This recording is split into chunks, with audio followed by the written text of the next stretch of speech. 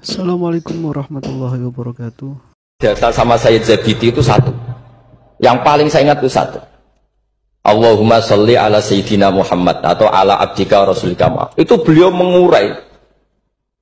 Wah, itu luar biasa. Di antara urainya begini. Nabi Muhammad SAW itu melakukan apa saja, termasuk yang paling basyariah, itu adalah luar biasa. Asal jangan bayangkan Nabi itu macam-macam kok sampai terus rokokan, tidak akan. Andai kan Nabi misalnya dahar gedang goreng di depan umum, Nabi itu kalau dahar di depan umum, itu luar biasa. Kenapa luar biasa? Nabi itu jadi Nabi setelah Nabi Isa yang dituhankan. Jika Nabi harus sesering mungkin memperlihatkan al-a'rad al-basariyah. Beliau harus menunjukkan bahwa beliau adalah seorang manusia. Sehingga Nabi dahar itu dengan sampean poso setahun, itu mulia Nabi dahar. Karena sekaligus pembatalan rububiyatun Nabi atau iddia rububiyatin Nabi. Dengan seperti ini Nabi sama juga memaklumatkan saya ini manusia. Buktinya saya dahar. Kayak apa kalau dibaca secara ilmu? Karena Nabi jadi Nabi setelah Nabi siapa? Isa. Maka kata Sayyid Az-Zabidi, agama ini agama terbaik. Dan umat Rasulullah SAW tidak akan mengalami apa yang dialami umatnya Nabi Isa. Caranya gimana? Dengan memperbanyak baca sholawat. Jadi cara Sayyid Zabidi, sholawat itu satu konstitusi ilmu. Allahumma Allah pemberi, ala Muhammad atau ala Sayyidina Muhammad yang diberi. Jadi gak mungkin hadil ummah menuhankan kanjeng Nabi Muhammad. Dengan cara baca sholawat, Allahumma, ya Allah saya minta engkau sebagai pemberi, kasihkan sholawat terbaikmu kepada hambamu yang bernama Muhammad. Dengan teks sholawat ini sekaligus penjaga konstitusi tauhid dan hadil ummah tidak akan mengalami kayak yang dialami umatnya Nabi Isa. Nah sampean gak mau sholawat itu kasih hati.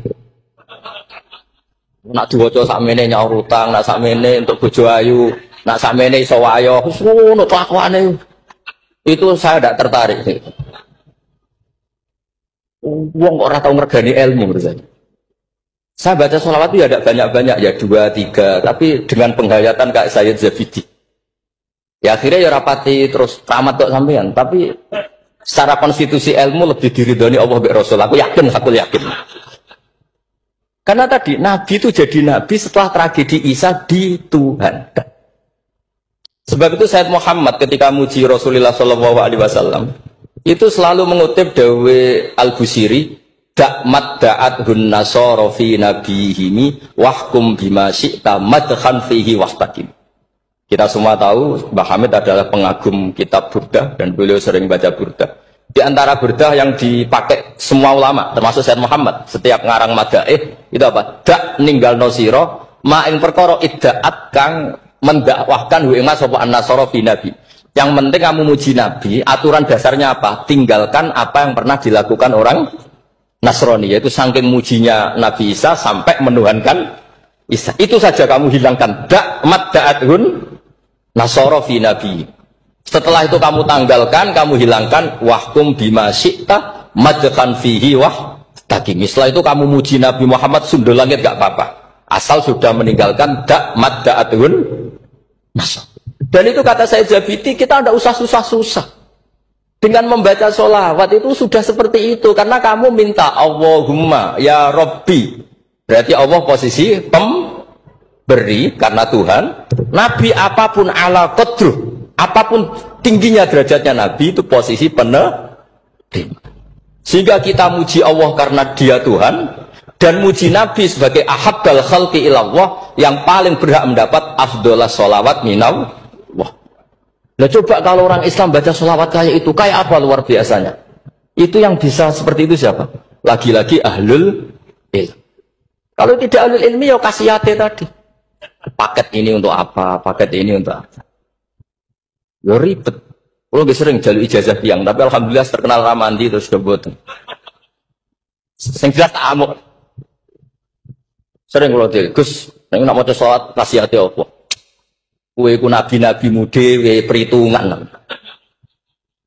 Nak maca selawat do nabi yo sing seneng, maca arang-arang kowe perhitungan, njaluk opah. Gus nyun ijazah jenengan namuk. Kowe ku ora bener. Ya ono kiai ngatus kula ya ono ben wong lu sadar lah bener.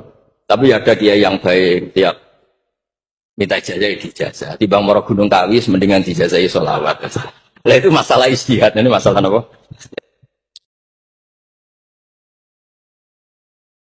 Ada orang ateis datang ke saya, Pak, sama Islam, asal Anda bisa menjelaskan Tuhan itu siapa? Terus saya tanya, ini ngajak goblok-goblokan apa pinter-pinteran, kata saya. Terus dia jawab, ngajak pinter-pinteran, Pak. Saya ini doktor, katanya. Maksudnya di akademiknya dia doktor, mungkin jurusan matematika atau apa, tapi di ketuhanannya jeblok. Terus tak tanya, kalau ini ada kertas, kamu suka ada rumusnya apa suka ada? Ya suka ada rumusnya. Kenapa ada kertas? Ya karena ada yang bikin. Nah kira-kira berstatus membikin atau membuat itu sesuatunya maujud apa enggak? Ya pasti maujud lah, pasti ada. Ya sudah, anggap Tuhan itu adalah sebab dari semua yang ada. Masa alam yang seperti ini, langit dan bumi ini maujudat, kemudian kamu katakan kholaqohal adam, bahwa alam raya yang maujud ini diciptakan oleh ketiadaan. Ya juga, berarti Tuhan itu ya. Ya itu yang namanya Tuhan. Dari mulai dulu kiai-kiai ngomong gitu kan saya Islam katanya. Jadi kiai-kiai itu kadang-kadang kalau dakwah pokoknya KBU digawe Tuhan. Beda dengan dakwahnya orang-orang mantek. Orang-orang mantek itu kan nggak pernah nyebut Allah. Ini alam khawatis, labudamin muhtis. Meskipun mereka, nah muhtis ini menurut Islam namanya Allah. Tapi sebetulnya kan nggak langsung bilang Allah. Jadi tak kasih tahu, alam raya ini mewujud gak? Ya mewujud Bapak. Bisa nggak sesuatu yang nggak ada menjadi faktor wujudnya yang ada? Ya tidak bisa, namanya nggak ada itu nggak bisa jadi faktor. Nah itu hebatnya ulama-ulama kita ketika mengenalkan Allah itu siapa? Zat yang wajibil wujud. Jadi kita ini kalah pinter be ulama-ulama dulu. Ya alhamdulillah kalahnya sama ulama dulu. Kalau kalah sama ulama sekarang isen Pak. Jadi ulama dulu sudah pinter. Pasti pertanyaan dasar manusia, hadil maujudat itu man kholaqoha, siapa yang menciptakan? Kalau kamu langsung jawab Allah atau Tuhan, mereka pasti tidak nerima. Ya jawab saja, hadil maujudat mesti kholaqoha maujudun. Nah berhubung maujud ini berstatus pencipta, harus super. Nah super ini oleh ulama disebut wajibul wujud atau musabbibul asbab, yang oleh Islam dinamai Allah. Tapi kita langsung ngomong Allah, ya mesti aja bingungkan kan bagi yang bingung maksudnya. Ya saya mohonlah kalimat-kalimat la ilaha illallah itu diamatilah, diresapi sampai seperti penjelasan saya ini, sehingga punya kualitas ilmu. Karena syaratnya memang fa'lam, harus punya kualitas apa? Ilmu. Ilmu itu apa? Ma'rifatus syai' ala ma huwa alaih. Mengenal sesuatu sesuai detail-detail sifatnya sesuatu itu.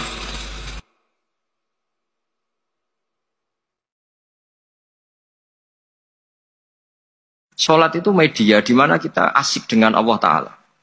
Kalau kita bisa asik dengan atasan yang manusia, apalagi ini asik dengan Allah Subhanahu wa Ta'ala. Sehingga kita harus malu kalau sholat tidak asik. Kita ketemu orang yang kita hormati saja asik, masa ini ketemu Allah Ta'ala tidak asik.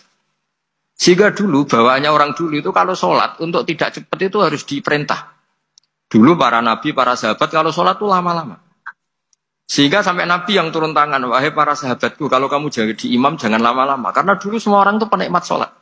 Sehingga untuk tidak lama itu nunggu diperintah. Kalau kamu jadi imam jangan lama-lama, kasihan makmumnya itu. Nah sekarang alhamdulillah tanpa dilarang sudah cepat semua. Ini sudah ada kemajuan, ini sudah maju sekali ini. Gak usah dilarang sudah cepat. Dulu itu saking asiknya orang sholat. Untuk supaya agak cepat itu harus ada perintah dari Nabi. Kalau kamu jadi imam jangan lama-lama.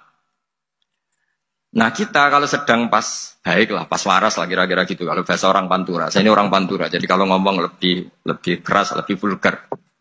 Normalnya orang sholat itu tidak bisa ngakhiri. Normalnya, saya ulang lagi, normalnya orang sholat itu tidak bisa ngakhiri karena ketemu zat yang kita cintai. Kita kalau ketemu orang yang kita hormati, yang kita cintai itu nggak bisa ngakhiri. Misalnya mungkin anak muda, contohnya ketemu pacar tidak bisa ngakhiri. Kita kangen sama temen, jagung tidak bisa ngakhiri karena asik. Nah ini ketemu Allah yang dipuja-puja, dipuji-puji, kemudian cepat ingin ngakhiri. Jadi ini kita agak aneh. Makanya normalnya orang sholat itu tidak bisa ngakhiri. Dan itu normal. Sehingga dulu ketika Sayyidina Umar tuh ditikam sama satu benda yang kayak pancing itu. Panah itu kan kayak pancing ya. Jadi kalau masuk cepat tapi nariknya susah. Karena ada grendelnya. Itu tiap ditarik sakit, tiap ditarik sakit. Dan beliau bilang, nanti setelah saya sholat tarik. Beliau sholat, nyaman. Ditarik itu nggak gerak sama sekali. Karena dia sudah istighraq billah.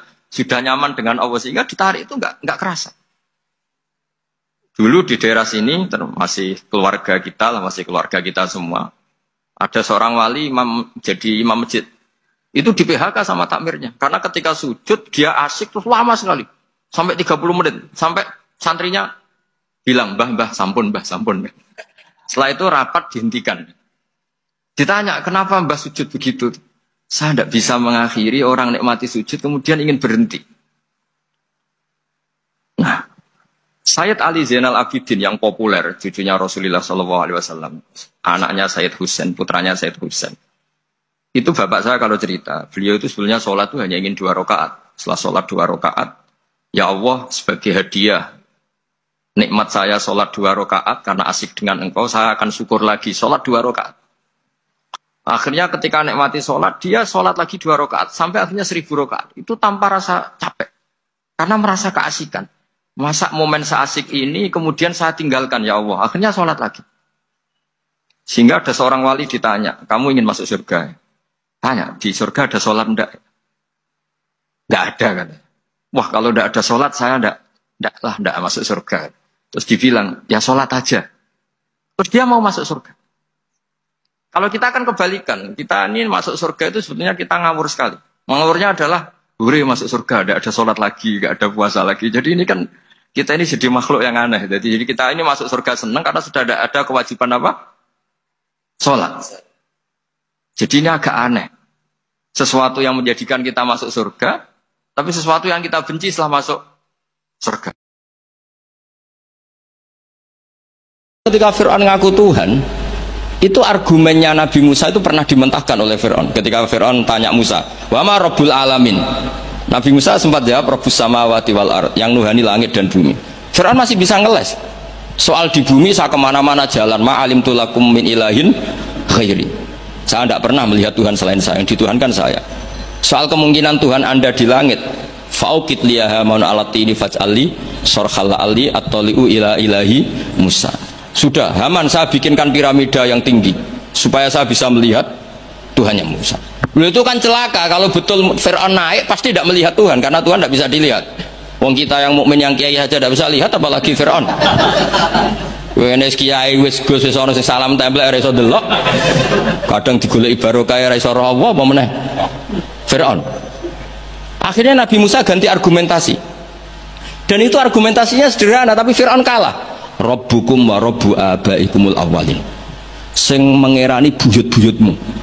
Cara bahasa kudus ngono gampang. Akhirnya para punggawa Fir'aun mikir, nak Fir'aun pangeran berarti bapaknya rade pangeran, bayi rade pangeran.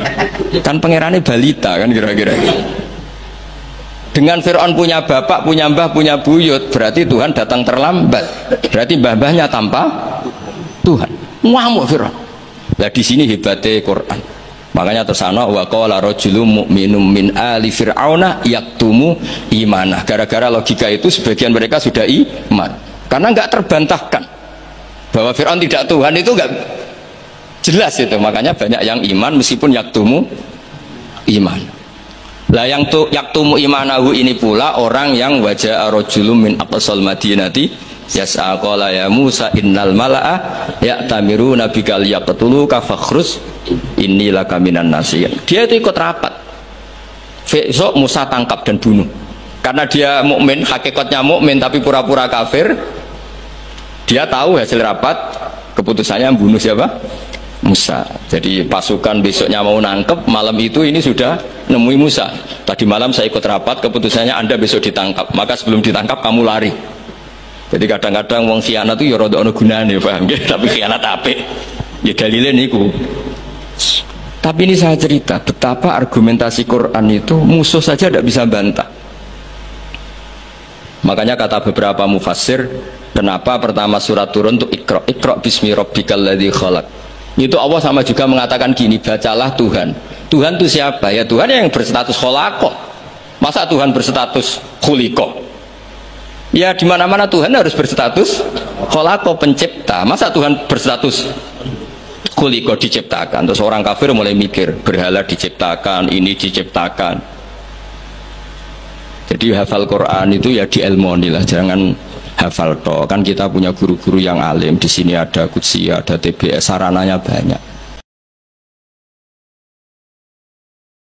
Terima kasih sudah menonton.